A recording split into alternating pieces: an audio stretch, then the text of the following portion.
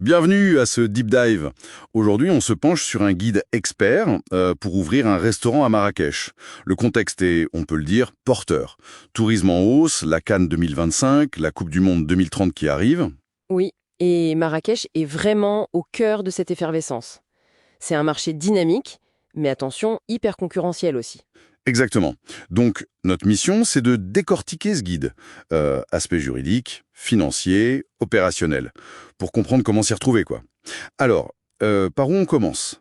Le guide attaque fort sur la structure juridique. Il recommande la SARL plutôt que l'entreprise individuelle. Pourquoi cette insistance?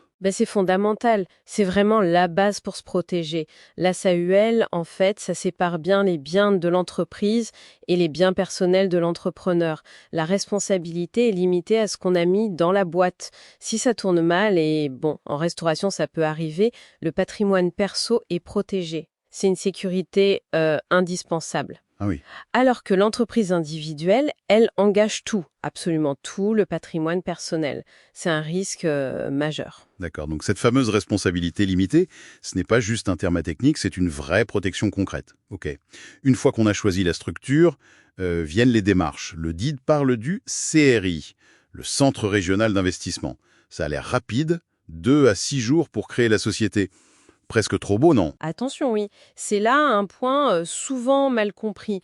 Le CREI, ça accélère la création de la société sur le papier. L'enregistrement, c'est vrai, c'est rapide. Mais ça ne veut absolument pas dire qu'on ouvre le restaurant une semaine après. Ça, c'est une autre histoire. Ah bon? C'est-à-dire? Il y a toutes les autorisations spécifiques au secteur. D'abord, l'autorisation d'exploitation commerciale, ça vient de la commune, ça prend déjà facile 10-15 jours. Ensuite, il faut le feu vert sanitaire de l'ONSA. Et là, c'est inspection, c'est rigoureux. Mhm. Et surtout, si on veut vendre de l'alcool, ce qui est souvent le cas, la licence, alors là, c'est un parcours du combattant. C'est long, c'est complexe, ça passe par la wilaya, la DGSN. On parle plus en semaines, voire en mois. C'est vraiment ça, le goulot d'étranglement administratif, bien après la création rapide au créé. D'accord, donc faut bien distinguer création de la société et obtention des permis pour opérer. L'ordre logique, c'est quoi alors? Fiscal, commercial, sanitaire, alcool? C'est ça, commercial d'abord, puis ONSA, et enfin, si besoin, la licence d'alcool. Des mois d'attente potentielle, ça demande une sacrée planification et de la patience. Ok, passons au nerf de la guerre, le budget. L'investissement initial, le CAPEX, ça chiffre vite, j'imagine. Ah oui, énormément. Ça varie beaucoup. Le guide donne un exemple. Un droit au bail, donc le fonds de commerce, à Guélise, 1,7 million dirhams pour à peine plus de 100 mètres carrés. Quand même. Et près de Jemael Fna, c'est encore une autre dimension. Puis il faut ajouter l'aménagement. Bon, au minimum 20 000, 50 000 dirhams, mais souvent bien plus. Et tout l'équipement pro pour la cuisine, un fourneau, une armoire réfrigérée, ça monte très très vite. Il y a ce que le guide appelle le BFR, le besoin en fonds de roulement. On en parle moins, mais c'est souvent fatal, non? Absolument. C'est le piège classique. C'est l'argent qu'il faut avoir pour payer les premières factures, les stocks, les salaires, les charges, avant même que les clients commencent vraiment à payer et que ça rentre. Le guide est très clair là-dessus. Il faut prévoir de quoi tenir 3 à 6 mois. Une réserve de trésorerie. Au bas mot, 100 000 à 200 000 dirhams. C'est vraiment vital pour démarrer sereinement et pas se retrouver étranglé dès le début. Donc pour financer tout ça, apport personnel, prêt bancaire classique, leasing peut-être? Mais le guide met un coup de projecteur sur un programme spécifique, Intelaka. Oui, c'est vrai. Lancé en 2020, c'est une vraie opportunité pour les créateurs. Pour les projets en ville, comme un restaurant, c'est le volet Intelac. Le crédit peut aller jusqu'à 1,2 million de dirhams. Le taux est très bas, 2% hors taxe, et pas de frais de dossier. Mais le vrai game changer, l'avantage majeur, c'est qu'aucune garantie personnelle n'est exigée. Ah oui, c'est énorme ça. Exactement. Seuls les actifs du projet sont nantis, mis en garantie. Donc plus de caution personnelle qui engage les biens propres sur le prêt.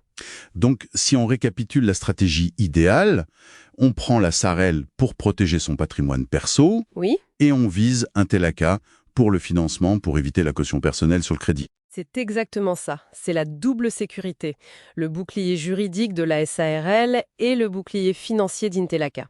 C'est vraiment la combinaison optimale pour minimiser le risque personnel. Le guide insiste beaucoup là-dessus. D'accord. Très clair. Donc, structure et financement sécurisés, on a les bases solides. Mais ça ne suffit pas, comme le souligne le guide. Il faut aussi comprendre et naviguer le marché de Marrakech lui-même. Qu'est-ce qu'il en dit? Il met en avant l'importance écrasante du digital aujourd'hui. Apparemment, 92% des clients chercheraient en ligne avant de choisir un resto. Les réservations par Internet ont explosé, genre plus 68%, c'est énorme. Impressionnant. Et l'emplacement, ça reste crucial, j'imagine. Médina versus Guélise. Toujours, l'emplacement reste roi. C'est deux ambiances très différentes, hein. La Médina, plus traditionnelle, très touristique, et Guélise ou l'hivernage, plus moderne, plus international.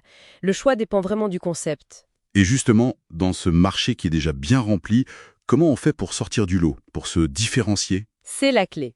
La différenciation, ce n'est plus une option, c'est une nécessité pour survivre. Le guide donne des pistes assez claires, soit on joue à fond l'hyper-authenticité, par exemple autour d'un plat emblématique comme la tandja marrakechia, soit on propose une fusion, une cuisine marocaine revisitée, plus moderne, soit on mise tout sur l'expérience.